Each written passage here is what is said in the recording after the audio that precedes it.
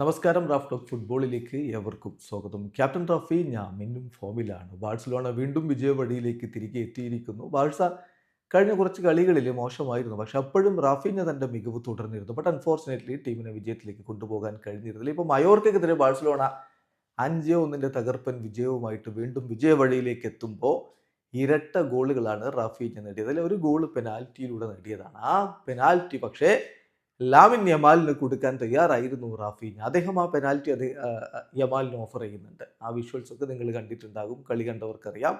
പക്ഷേ യമാൽ അത് എടുക്കുന്നില്ല, റാഫീഞ്ഞയെ തന്നെ എടുക്കാൻ അനുവദിക്കുകയായിരുന്നു. റാഫീഞ്ഞ അത് ഗോളാക്കി മാറ്റുകയും ചെയ്തു. ഇവിടെ ശ്രദ്ധിക്കേണ്ട കാര്യം, തൻ്റെ ടീമിലെ യുവതാരങ്ങളെ വല്ലാത്ത രൂപത്തിൽ പരിഗണിക്കുന്ന നായകൻ റാഫീഞ്ഞ. യമാലിന് ആ ഒരു പെനാൽറ്റി കൊടുത്ത് അത് ഗോളടിക്കുകയാണെങ്കിൽ അദ്ദേഹം പരിക്കിൽ നിന്ന് തിരികെ വരികയാണ് ഗ്രാജ്വലി. കഴിഞ്ഞ കളിയിൽ സബ്സ്റ്റിറ്റ്യൂട്ട് ഇറങ്ങി, ഈ കളിയിൽ ഇപ്പോൾ സ്റ്റാർട്ട് ചെയ്തു.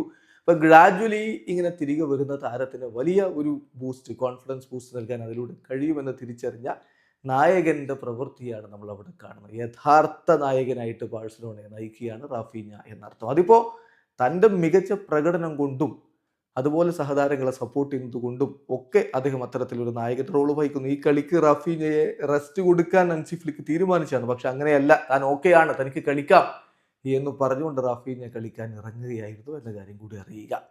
അതോടൊപ്പം തന്നെ യമാലിൻ്റെ കാര്യം എടുത്തു പറഞ്ഞു. ഒരു കിടിലൻ അസിസ്റ്റാണ് റാഫീഞ്ഞ കൊടുത്തത്. ആ ഒരു ഔട്ട്സൈഡ് ബൂട്ട് കൊടുത്തിട്ടുള്ള മനോഹരമായിട്ടുള്ള ഒരു അസിസ്റ്റ് ആയിരുന്നു അത്. അദ്ദേഹം പിന്നീട് L2 എന്ന് പറയുന്നത് ഫിഫയിൽ താൻ അങ്ങനെ പാസ് കൊടുക്കാറുണ്ട് എന്ന് പറഞ്ഞുകൊണ്ട് അതിൻ്റെ കീ ആണ് അദ്ദേഹം കളിക്ക് ശേഷം പറയുന്നത്.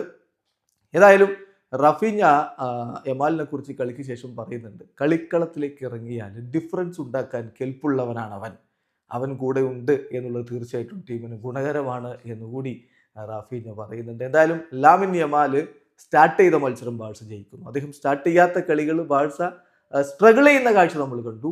അദ്ദേഹം തിരികെ എത്തുന്നു, സ്റ്റാർട്ട് ചെയ്ത മത്സരം ഇതാ വലിയ ഇമ്പാക്റ്റ് അദ്ദേഹം ഉണ്ടാക്കുന്നു, ടീം വിജയിക്കുന്നു. റാഫീഞ്ഞയും യമാലും ഒക്കെ ചേരുമ്പോൾ ബാഴ്സലോണ വീണ്ടും ഫയറായിട്ട് മാറുകയാണ്. വീഡിയോ അവസാനിക്കുന്നു. ഫുട്ബോൾ ലോകത്ത് കൂടുതൽ വിശേഷങ്ങളുമായി റാഫ് ടോക്സ് വീണ്ടും എത്താം.